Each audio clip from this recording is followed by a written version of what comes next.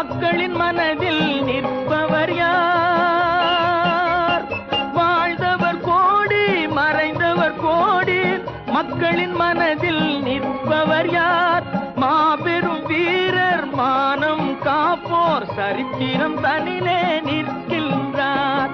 அச்சம் என்பது மடமையடா, அஞ்சாமை திராவிடர் உடமையடா.